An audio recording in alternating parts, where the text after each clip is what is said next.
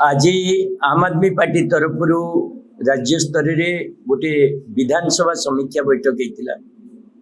आपण मैंने जानी अरविंद केजरीवाल ओडिशा रे आम आदमी पार्टी समस्त निर्वाचन लड़ियो बोली घोषणा करने पर केन्द्र रु एक 7 जणिया टीम आसिकी भित्तिभूमि एवं विधानसभा गुड़िकर अवस्था उपरे रिपोर्ट दवाई आसी से माने प्रथम पर्याय 75 विधानसभा कवर करिसेंती एवं विभिन्न विधानसभा जो रिपोर्ट केंद्रीय कमिटी निकट रे दाखल करिसेंती। पुणी द्वितीय पर्याय विजिट जुलाई एंड रे आरंभ हो से आउ 72 विधानसभा ताको विजिट करिवे एवं पूर्णांग रिपोर्ट देवे।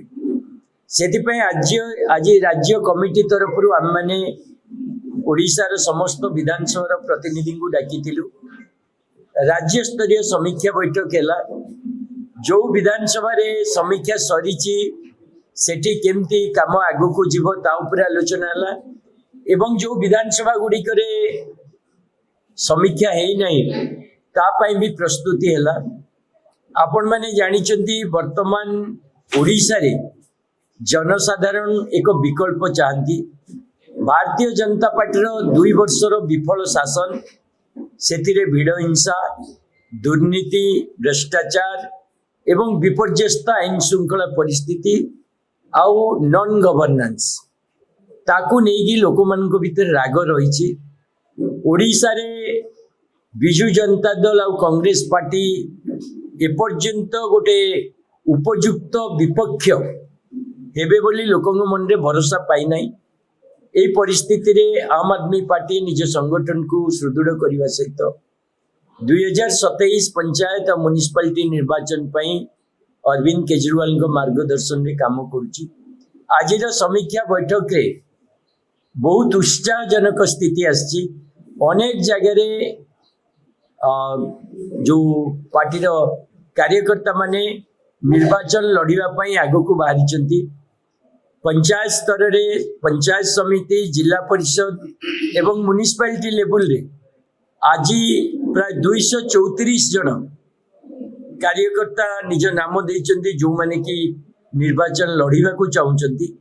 आगामी 2 मास भितर ओडिशा प्रत्येक विधानसभा क्षेत्र रे हम माने लिस्ट फाइनल करिवु आगामी निर्वाचन पाई पंचायत म्युनिसिपालिटी पाई।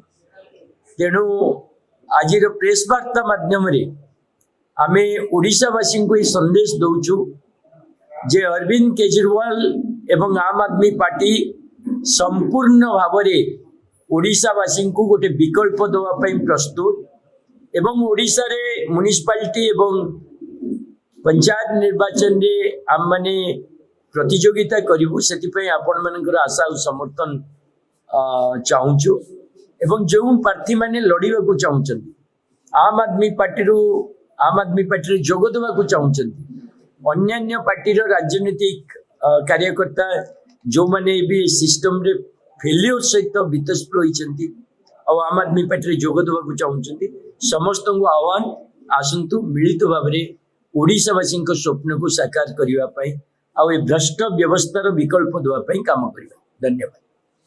खबर देखंतु आम सह यूट्यूब फेसबुक और इंस्टाग्राम रे आमको देखंतु लाइक शेयर और सब्सक्राइब करने को आद्यम भूलंतुनी।